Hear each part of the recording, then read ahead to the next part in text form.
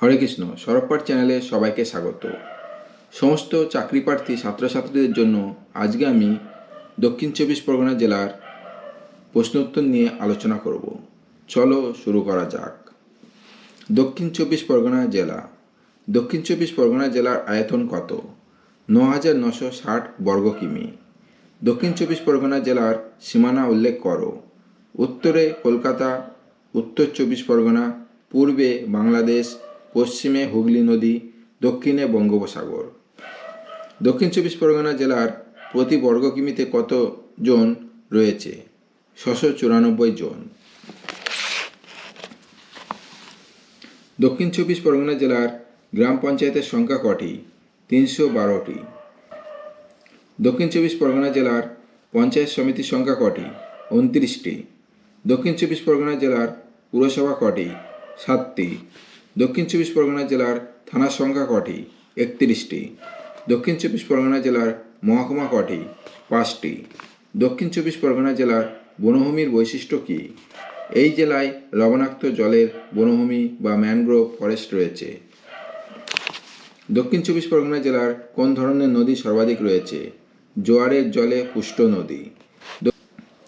দক্ষিণ চব্বিশ পরগনা জেলার প্রধান তীর্থক্ষেত্র কী বা কোথায় রয়েছে? গঙ্গাসাগরের কপিল মুনির আশ্রম। পৌষ সংক্রান্তিতে উৎসব হয়।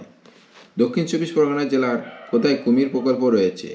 ক্যানিংয়ের নিকট ভগবতপুরে কুমির প্রকল্প রয়েছে। দক্ষিণ চব্বিশ পরগনা জেলার প্রধান বন্য পশু কোনটি?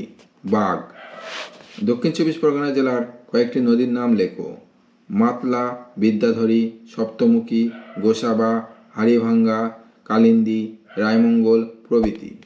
দক্ষিণ চব্বিশ পরগনা জেলার প্রধান কয়েকটি শিল্পের নাম লেখো।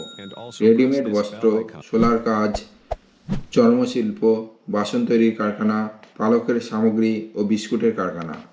দক্ষিণ চব্বিশ পরগনা জেলায় কোথায় সৌরবিদ্যুৎ কেন্দ্র গড়ে উঠেছে? ফলতায়। দক্ষিণ চব্বিশ পরগনা জেলায় বিখ্যাত স্থানগুলির নাম লেখো।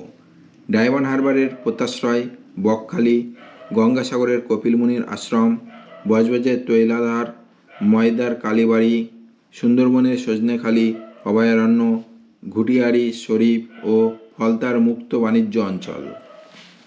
চাঁদ সওদাগর বারুইপুরের গঙ্গা তীরবর্তী কোন মন্দির লুণ্ঠন করেছিলেন?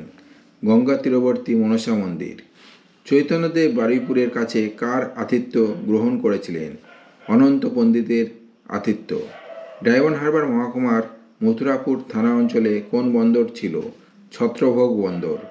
ডায়মন্ড হারবার রোড কত দূর পর্যন্ত বিস্তৃত? কলকাতা কেন্দ্র করে দক্ষিণ চব্বিশ পরগনা জেলার দক্ষিণ প্রান্তে কাকদ্বীপ পর্যন্ত বিস্তৃত।